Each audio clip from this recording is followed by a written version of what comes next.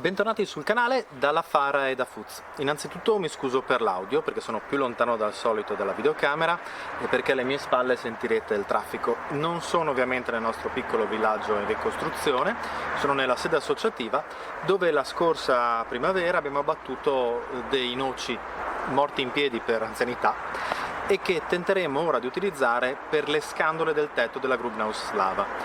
Non siamo sicuri di riuscirci, perché questo legno non è consigliato per questo utilizzo, sia per le sue caratteristiche sia per i nodi e quindi per la difficoltà nel romperlo. Ci proveremo comunque perché, come tutto in questo progetto, proviamo a utilizzare quello che ci offre il territorio. La nostra sede è letteralmente a 500 metri dal piccolo villaggio di ricostruzione, quindi lo giudichiamo parte del territorio. Sempre la scorsa primavera, insieme a Matus, il nostro avaro, ho realizzato questo coltello da scandole qui nella forgia associativa. Speriamo ci aiuti, ma vedrete che non utilizzeremo solo questo, ma anche altri elementi relativi alla prima fase di spacco. Bene, buona visione e vediamo se funziona. Eccomi qua, solo un piccolo voice over su un fermo immagine perché mi ero dimenticato di dirvi una cosa importante, obnubilato dal caldo come ero. Nella prossima puntata di Storia d'Italia, il podcast dedicato alla storia della penisola italiana e che trovate anche qui su YouTube, sarò ospite di Marco Cappelli, il suo fondatore. Se siete quindi interessati a una chiacchierata briglia sciolta sui Longobardi, sapete dove trovarci, Storia d'Italia.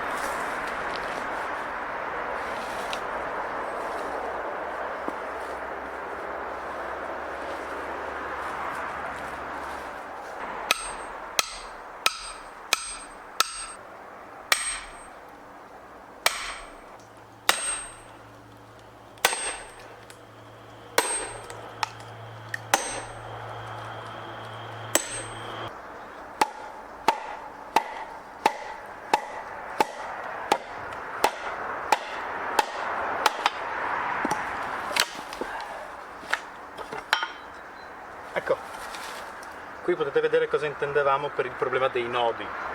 Ci saranno delle sezioni di scarto perché c'è questo nodo che era un ramo che in realtà dall'esterno ma non si vedeva più, è stato tagliato in gioventù, è stato riassorbito dalla pianta, ma dall'esterno non si vedeva. Continuiamo.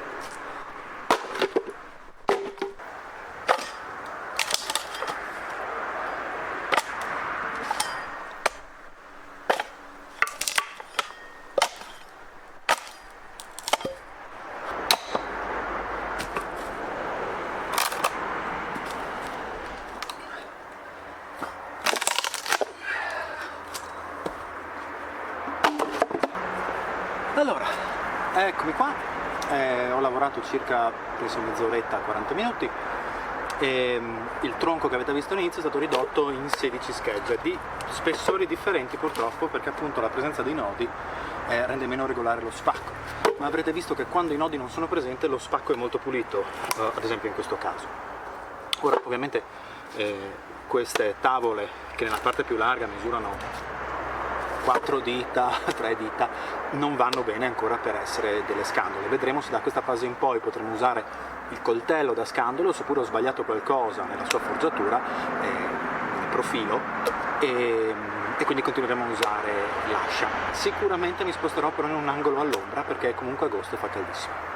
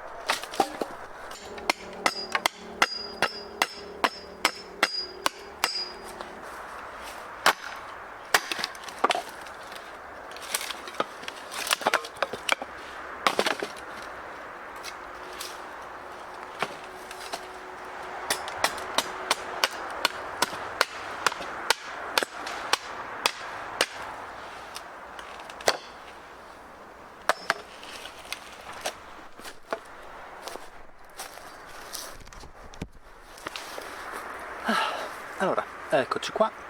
Del tronco precedente sono venute circa una ventina di scandole di diverso spessore, per nulla regolari, e chiaramente per la mia scarsa abilità, e tantissimo scarto. Perché?